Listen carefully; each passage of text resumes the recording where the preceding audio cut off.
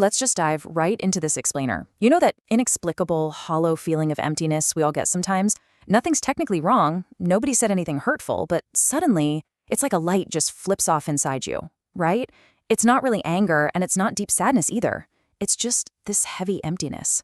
Well, today, we're going to unpack the pure neuroscience behind exactly why this happens. And better yet, we're going to give you the exact tools you need to completely flip your mood in just 15 seconds. Here's how we're breaking it down today. We'll start with the brain's survival mode, then look at 3 rapid-fire triggers: facial feedback, labeling emotions, and micro wins. And finally, we'll wrap up with hacking your happiness. So why do we feel empty, even when nothing is actually wrong? You've probably found yourself mindlessly scrolling through your phone, trying to distract yourself with music, or maybe forcing a smile around your friends, just wondering, why can't I just be happy? You might even feel a little guilty about it. But listen to this. The truth is, this is not a personal flaw. It is absolutely not a failure of your personality. It's just biology. Okay, part 1. The brain's survival mode, hardwired for survival, not happiness. Understanding how we're fundamentally wired is absolutely crucial because, honestly, it removes so much of that guilt we feel about being stressed out or anxious. Let's look at this comparison here. Imagine 2 people coming home from the exact same awful day at work, sitting in the exact same terrible traffic. The person on the left, they're stewing in that stress all night, tossing and turning, completely unable to sleep. But the person on the right, they come home, eat a relaxing dinner, laugh at a silly video on their phone, and just let it go. Now, this isn't about luck, and it's not some magical personality trait separating them. It literally comes down to exactly how their brains reacted in the first few seconds of that stress. To really get this, we need to look at our built-in programming.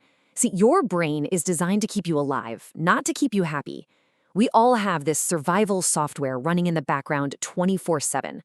Because of this software, your brain is constantly scanning your environment for threats, even if you're just sitting totally safely on your couch. So when you're doing nothing, your brain just naturally defaults to negative thoughts. It's literally just trying to protect you. But here is the incredible news. We can actually hack this system. Which brings us to part 2. Secret number 1, facial feedback. How to hack your nervous system with your face. Most of us tend to think the relationship between our feelings and our body is a one-way street, right? Like, we feel happy, so our face smiles. Makes total sense. But neuroscience shows us this thing called the facial feedback loop. It's actually a two-way street. Your brain is constantly reading signals from your physical body to figure out what kind of environment it's in. And guess what? The most powerful signals come directly from your facial expressions. So I want you to literally try this with me right now, wherever you're sitting. First, drop your jaw. Just let it relax completely. Okay, now raise your eyebrows just a tiny bit. And finally, put a small, gentle smile on your face. You don't need some massive beaming grin here, just a soft smile, kind of like you just remembered a pleasant memory. Now, hold that for exactly 15 seconds. Now, what's totally fascinating is what just happened inside your head while you did that. Look at this comparison on the slide. By making those exact physical movements, you just sent a direct biological signal to your nervous system saying, hey, I am safe. Because your brain trusts what your body does, it instantly dropped the production of cortisol, that nasty stress hormone, and it started releasing serotonin, the calming, happy chemical. You literally changed your brain chemistry before you even tried to change your thoughts. How cool is that? Moving on to part 3, secret number 2, labeling emotions, or turning on the logical brain. Okay, let's be real. We all know that sometimes a simple smile just isn't going to cut it. What happens when you're smiling on the outside but your head is just spinning, overthinking an argument from 3 days ago, or stressing out about some deadline next week? Well, you've entered what psychologists call reactive mode. In this state, the logical, problem-solving part of your brain has completely shut off. It's basically gone dark. You literally cannot find a solution to your problem because the hardware required to solve it is offline. You're entirely at the mercy of your emotional reactions. So here's the absolutely crucial shortcut you need. When you feel that wave of overwhelm hit, do not try to fight the feeling, and definitely don't try to solve the massive problem right then and there. Instead, just logically give the emotion a name. You can say it out loud or just whisper it in your head. I am feeling a lot of mental pressure right now. That's it. Just name it. Why does this actually work? Well, labeling the feeling instantly forces your prefrontal cortex, which is the logical center of your brain, to wake up and activate. Think of your emotional brain like standing outside in a massive, terrifying storm. It's chaotic, it's scary, you're getting blown around. Naming the emotion activates your prefrontal cortex, which instantly pulls you inside a sturdy house. The storm is still raging outside, it's just as intense, but now you're safely watching it from behind a thick glass window. You've successfully separated yourself from the emotional chaos. This brings us to part 4, secret number 3, micro wins, also known as the dopamine switch. There is this massive trap that almost all of us fall into at some point. It's the motivation myth. This myth tells us we have to wait to feel good before we start doing things, or that we need these massive life victories, like a huge promotion or a perfect relationship, to finally get a hit of dopamine, our brain's reward chemical. But look at the reality here on the right. It is the exact opposite.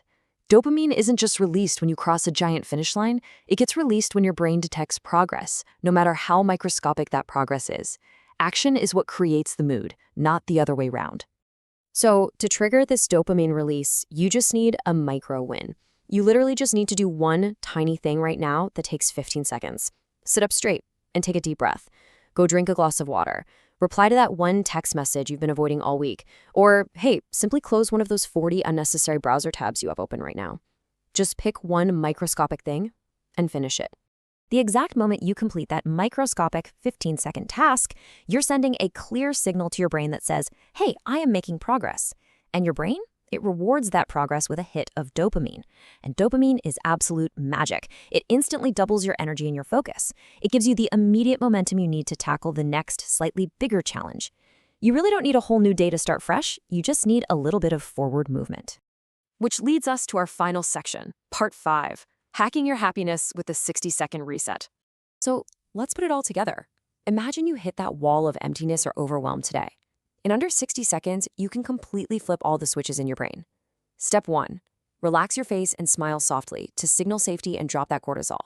Step 2, logically name the feeling out loud to turn on your prefrontal cortex and step behind that safe glass window. And step 3, immediately complete a 15-second microtask to trigger your dopamine and build momentum. The absolute most empowering takeaway from all of this neuroscience is that you do not have to wait. So many people spend their entire lives waiting. They wait for their problems to just magically disappear or for everything to align perfectly, just hoping happiness will accidentally wash over them. But happiness, it's an active state. It's a biological state that you can deliberately trigger yourself right now just by giving your brain the right signals. Knowing that you actually hold the remote control to your own brain chemistry completely shifts the paradigm, doesn't it?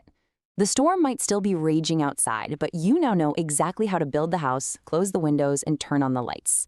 So I'll leave you with this. The next time that sudden feeling of emptiness hits, will you passively wait for it to pass? Or will you use these triggers to take 15 seconds and actively create your own happiness?